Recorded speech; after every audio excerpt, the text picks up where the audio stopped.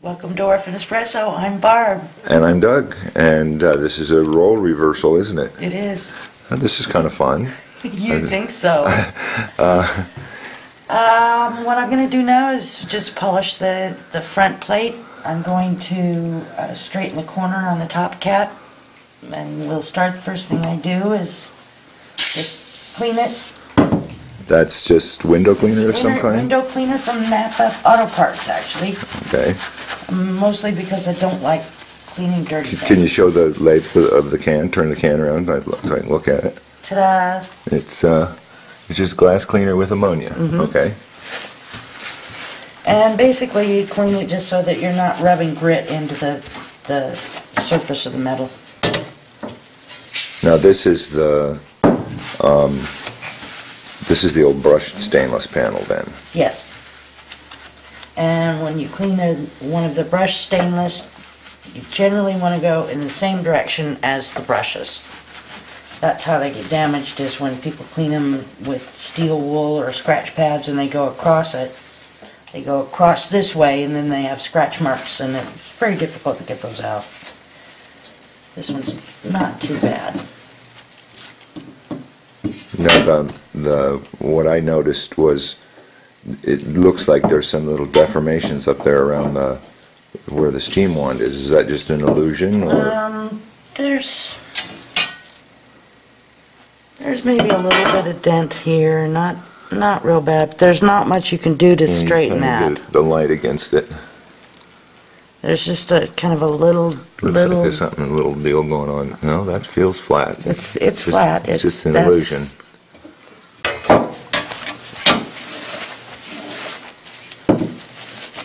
Yeah, I've noticed with those top plates, they get that ring around the collar effect. They get a lot of scale where the insert sets in it. I'm going to set that aside. No, sometimes I use, when you're busy doing something else, I get to know what's up now. This is, I'm going to start polishing. This is Mother's Mag and Aluminum Polish. And I use this because it has no grit, none, zero. Grit. You can polish sterling silver with this. It does not add any scratches at all. Most polishes will have some level of grit in them. Do you do you shop at the auto parts store regularly, I kind of really like the auto parts store. I admit it. Why don't we ever go to the espresso junk store and get all these products? We don't have one locally. Oh. So we're just kind of. I guess we are the one locally. Well, I guess that's true. There's not much local to our local. Well, that's true. We're it. This is, generally I just use clean rags on the last go-round. Yeah, the rest of it is just kind of find a not too dirty spot. These are cotton, or do they matter? It doesn't matter a whole lot. I just happen to like using cotton. Do you want something to absorb? I mean, is this supposed to be holding the polish in it, or? Well, this old rag is actually an old flannel sheet. This one is that's our old shower curtain. That's our old shower curtain. Yeah, I recognize it. It is. It is, and it's 100% considerably cleaner when you started, I want to say. Yes. It was considerably cleaner when it was in the shower, too. Now, you're doing the back of this? This is the back, and I don't have to do it. It just kind of is. Oh, yeah. It bothers me not to. Now, if this is stainless steel. Now, there's a spot here. You can see this spot here, right there. Yeah. That's kind of a buildup of coffee and crap. It's not. I mean, it's very hard, very baked on. Rust. It's not rust. Well, there might be a little rust component to it. Well, this is rust-free. But there might be a little bit of rust component to it from the frame, from the rust that was on the frame. Off that back of that spot. This is very, very fine steel wool. Okay. A little bit of polish on it, in the direction, up and down. You want to be careful when you're doing stainless, particularly on the front. Now, this is the back of it, so it wouldn't matter. But you can make if you rub too hard in one spot, you can make that one spot a lot shinier than the rest of the metal, and you don't want to do that. And basically what you're doing is going with the grain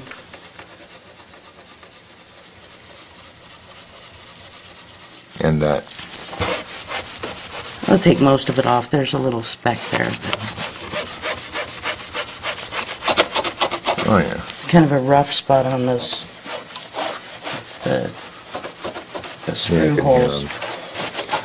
Well, as I was saying earlier, you know, when you're busy doing something else and the thing is not too bad, I just get the barkeeper's friend and go over it. You know, we had that friend in the restaurant business who swore by it on stainless. It does work.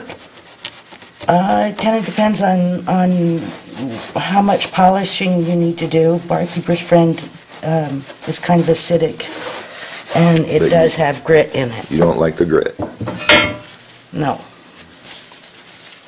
Generally, because there's already enough, there's enough damage and scratches and whatnot on the vintage machines that I don't like to add anything to it.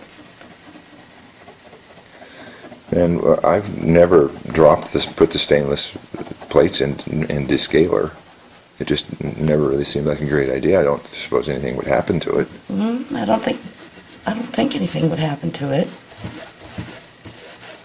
I mean, because it's stainless all the way through the metal. It's not like with chrome plating, you have it's not chrome all the way through, so you can remove that top layer. So do you have to worry about that, the indentation, this thing here? Other than being careful not to cut your fingers. Oh. Because the edges can be But it's not like you need to put it on on the edge of the table. No, it's really very very sturdy. Doesn't bend. It doesn't deform. Now, what about semichrome polish?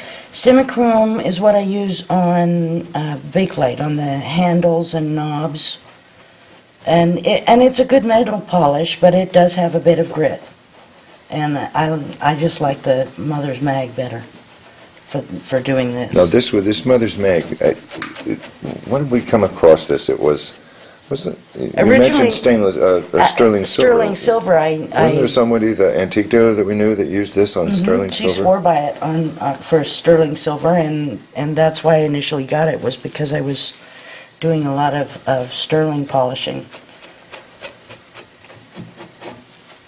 Old jewelry and old antique. Now, a thing flatware. like, you know, if you when you use Brasso or what's the one, shiny? The worst is copper. Tarnex. Tarnex is one of the worst you can possibly use. You can discolor and ruin more stuff with Tarnex. I suppose some people. Copper shiny.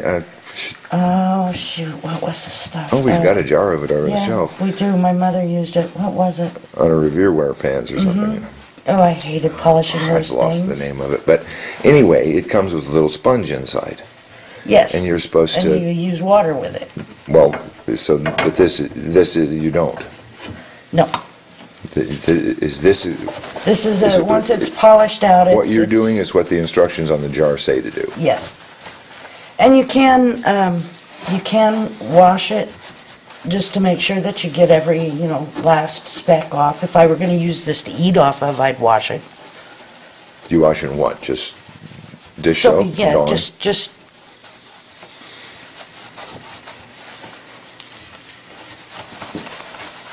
And you can see. I'm just blinding here, and it's getting. Oh yeah, okay. You can see the grain in that. I kind of like that brushed stainless myself. Yeah, I do too. It's a lot less frightening than the I do, except for ones that are get scratched because with a non-brushed finish you can bring it back, but it's a lot harder to replicate that brushed finish. It's harder to fix. I remember Richard saying about how you take a piece of emery, and dry sandpaper. and drag it across it. It's just... And you do, when you polish this, you do have to be careful of the edges. Some of them are very sharp. Well, this is a rebuild, not a restoration. If we were doing a restoration, I suppose we'd worry about, of course, that level of perfection. You know, just when you think you get it perfect, then there's always some small thing. I don't think perfection is even possible. And we'll do the top cap real quick.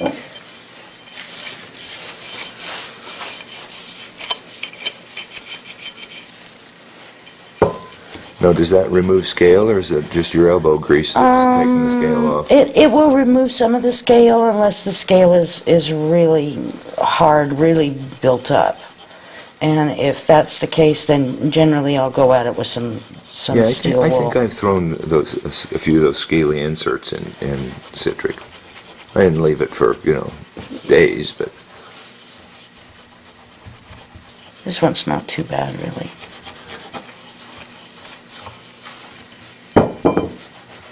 I don't remember it being extremely effective on that ancient scale. No, not if it's got a big buildup. It removes coffee oils. It will do that. You're pushing 12 minutes. You might want to buff faster. Faster, honey, faster. Yeah. Well, if you've been with us this far in this rebuild, this is epic for sure. See, there's this will take care of the ring. Most of the ring. You can see here.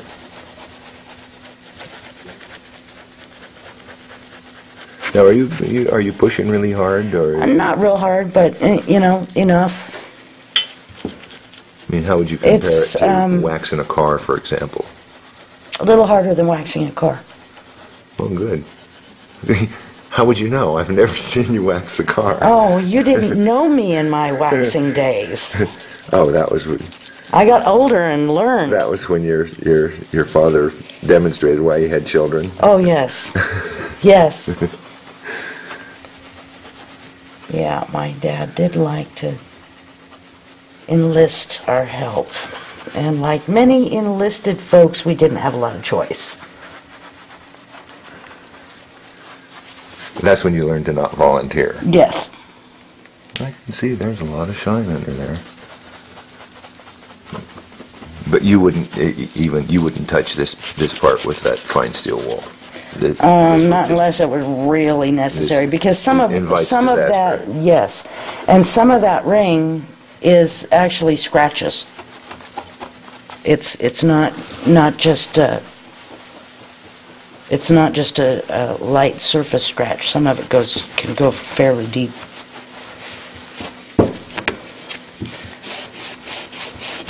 Okay, now where's that corner? It's right there.